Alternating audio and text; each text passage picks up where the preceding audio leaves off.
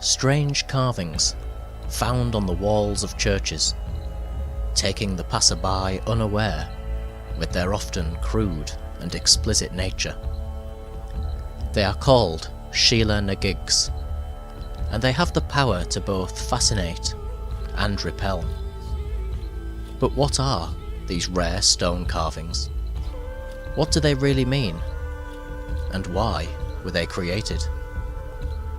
To answer these questions, I set out on a journey in search of the Sheela Na Gig.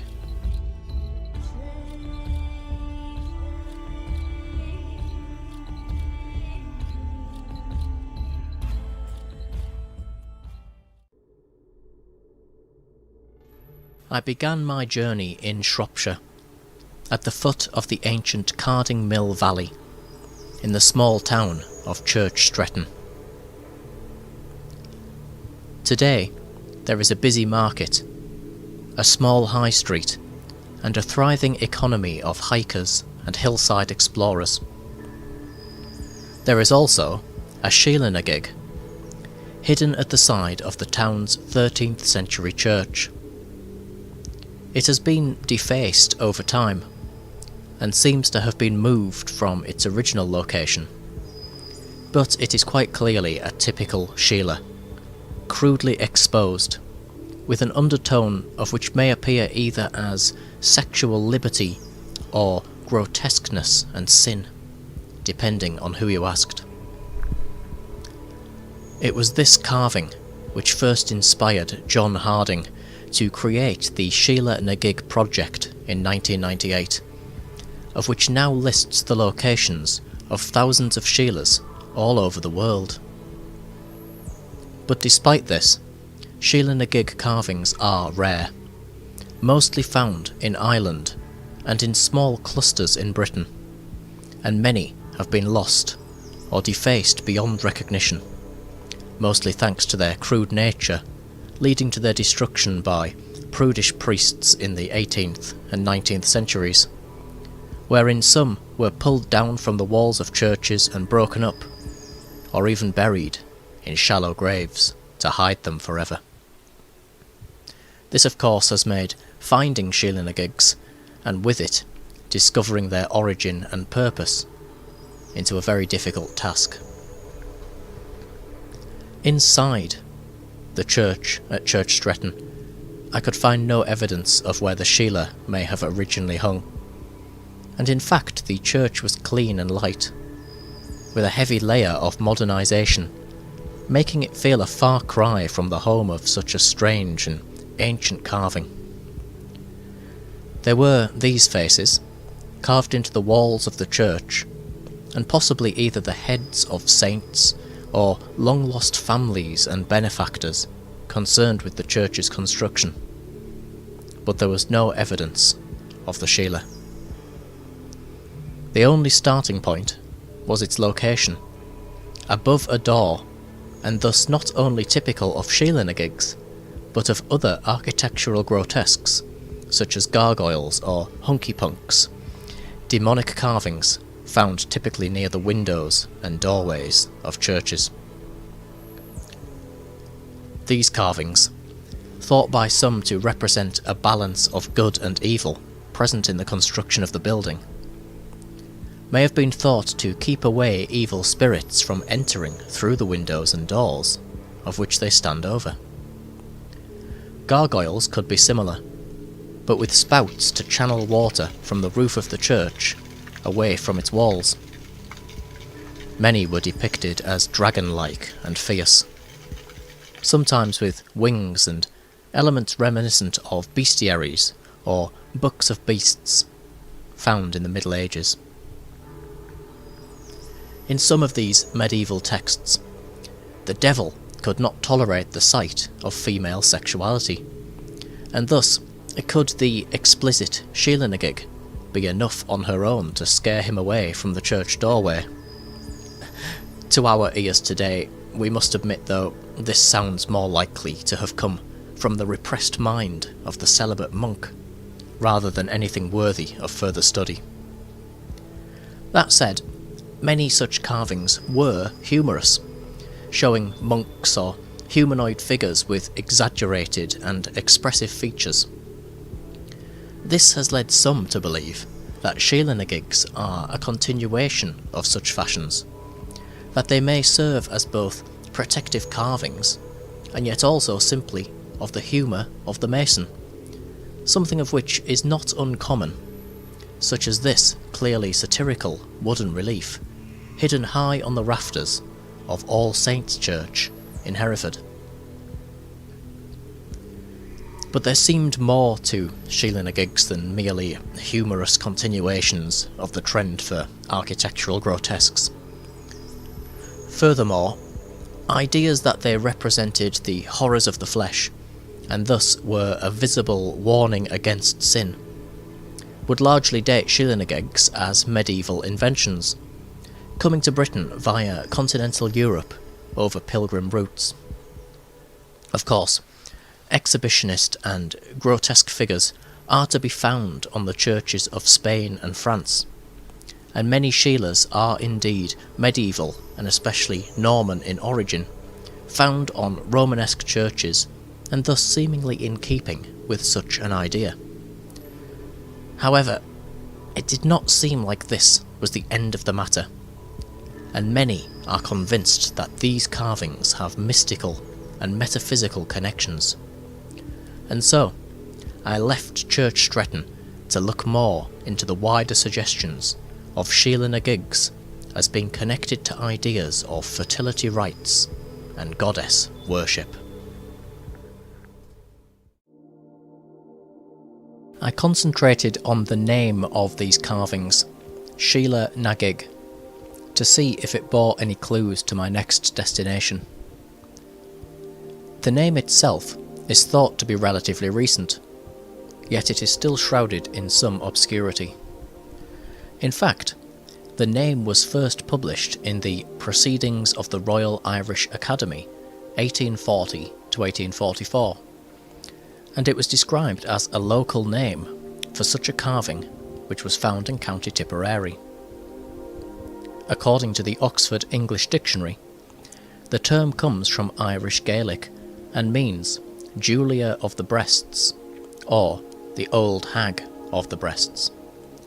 This is rather strange, as Sheelas as a whole are not often depicted with breasts, with the Church Stretton one, for example, showing merely the suggestion of ribs. Still, some have suggested that this may be the origin of the term, with the word na gig suggesting the vulva and related to the French term gige for a type of orgiastic dance, and thus the origin for the later Irish word jig for the popular dances we see today.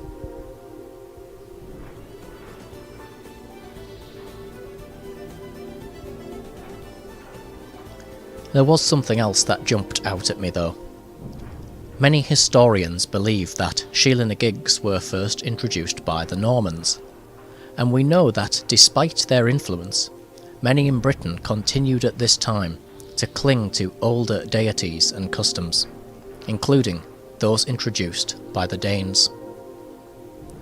In the 1920s, a Sheela Na Gig was discovered in Pennington in northwest England, and after some deliberation as to its age and purpose, lead archaeologist Louis Clark came to the conclusion that it was the work of heathen Norsemen, and represented none other than the goddess Freya, the great goddess and Earth Mother beloved by the Viking people.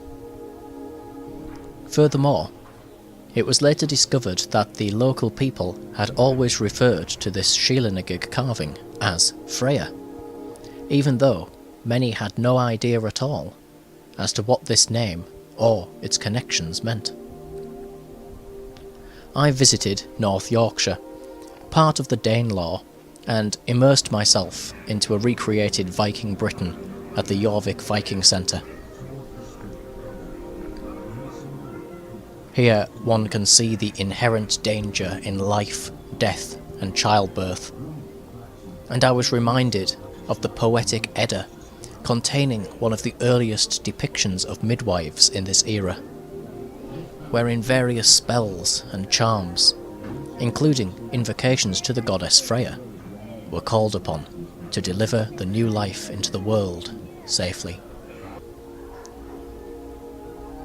After visiting Jorvik, I examined the crypt of Lastingham in the North Yorkshire moors, wherein clear Norse signs and symbols can be seen carved into the remains of this ancient and sacred place.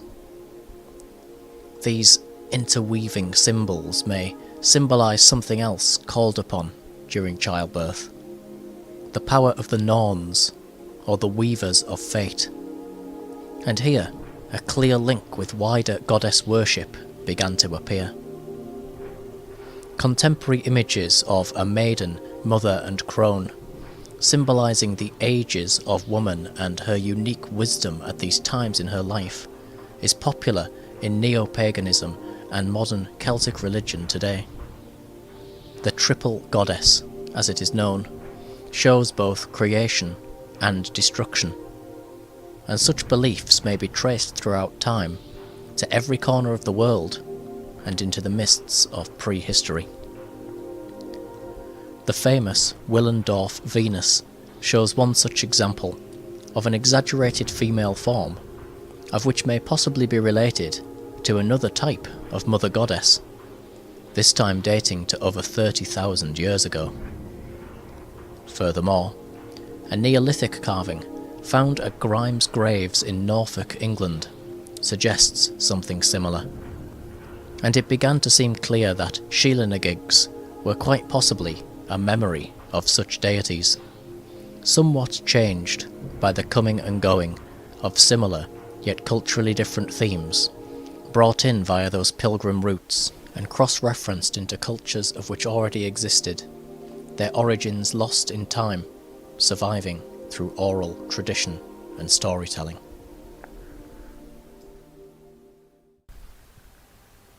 Back in the heartland of British Sheela Na Gig carvings, I travelled to Bradwardine Church in the Golden Valley and found this fascinating carving on the side of a bricked up door similar to the one at Church Stretton. It would be easy to see echoes of Norse influence if one wanted to do so, and yet these figures also seemed to me as representing a journey, a lesson of something we have forgotten. Furthermore, was the figure on the left male, bringing together a union of god and goddess, thus bringing us back to the idea of pregnancy and the mysteries of life and birth? It was hard to say.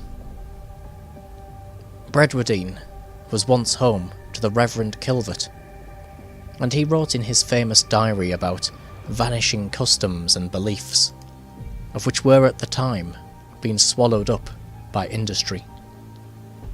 He is buried in the churchyard close to the Sheela Na Gig, and his grave reads, "He being dead, yet speaketh." This is the problem with our Sheelas. They speak not, because their purpose and the journeys they took to enter the minds of those who saw fit to carve them have been lost in the dust of time, leaving only hints, scars, and memories. Before leaving Bradwardine for my next destination, the thought of the Sheela here as a journey reminded me that we may never truly be able to find a point of origin for such carvings. After all, we sometimes think of cultures changing by hostile takeovers at the point of a sword, and yet it is just as likely, perhaps more likely, that such images have spread from the more peaceful nature of comings and goings, of people on the move, meeting at certain points in the astrological calendar, or at special sites, their cultures and beliefs not forced upon an unsuspecting people, but rather shared and understood in a sympathetic light with each other. I took the long way to Kilpeck, calling in at Arthur's Stone, an isolated, Neolithic chambered tomb, and one of the original sites visited by Alfred Watkins in his search for ley lines, or energetic pathways, in the body of the earth. There was evidence of ritual activity taking place here recently, making me aware that this was a site not just of historic interest, but of deep spiritual yearning, of asking questions about our place in the universe.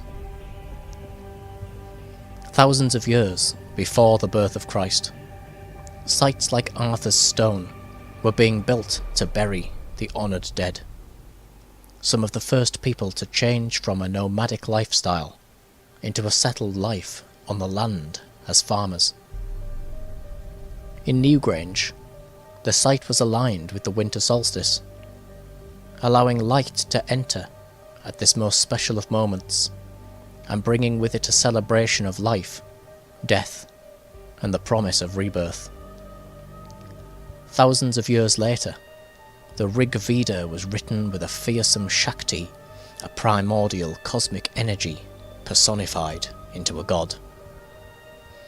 She was shown with the concept of the yoni and lingam, the merging of microcosms and macrocosms, man and the universe, and also of sexual unity, the gateway into life and birth, and the basis for tantric religion. In other parts of the world, the earth itself was seen as pregnant and fertile, such as the Egyptian primordial mound Benben, and the sky goddess Nuit, swallowing the sun each night, before giving birth to it anew in the morning. The Ankh, a word of which simply means life, also shows this. The womb, containing the waters of life, and the birth canal, bringing a soul down into their earthly existence. I thought a great deal about this melting pot of time, belief and culture while I visited Arthur's Stone, before I decided once again to continue my journey, descending the wild hills of the Golden Valley to Kilpeck to see the most famous Sheela Na Gig of all.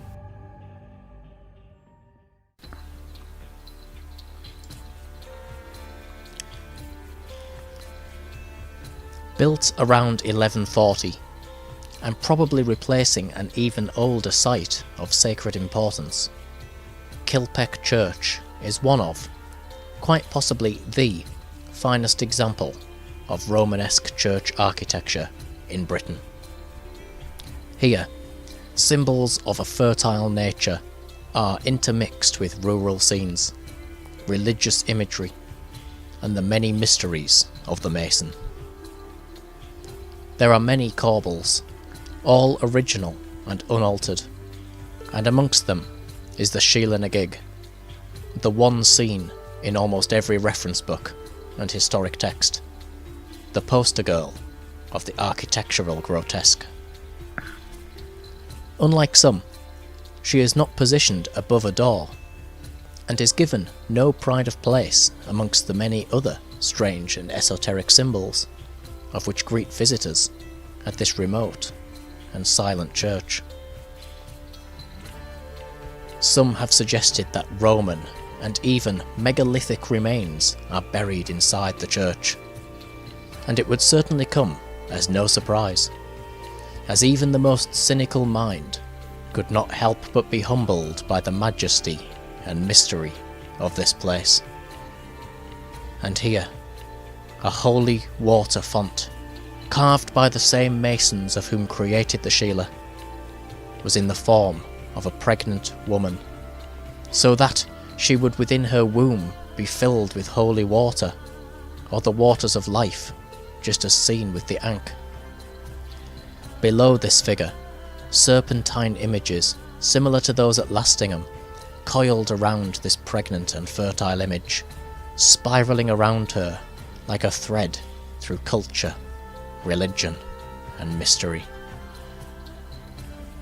It is believed that an underground spring runs under Kilpeck Church, and that these strange figures above the altar may be memories of long-lost deities of the water, the spring, of life itself.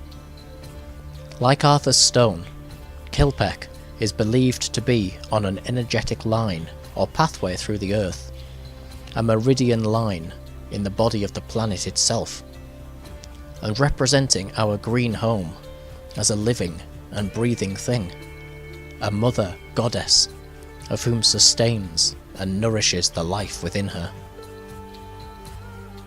The Sheela Na Gig is surely more than a memory of fragmentary culture and lost belief. She is a celebration of our life, our coming into the world, a world of whose very origins are as a profound mystery to us. She is the female creative power, everything around us from our own mothers to the spark of feminine primordial energy in us all. We are her children, linked by unseen threads to our brothers and sisters unknown, of whom once were of our race, and loved and dreamed as we do. She is the Sheela Na Gig, a symbol without who we would all cease to be.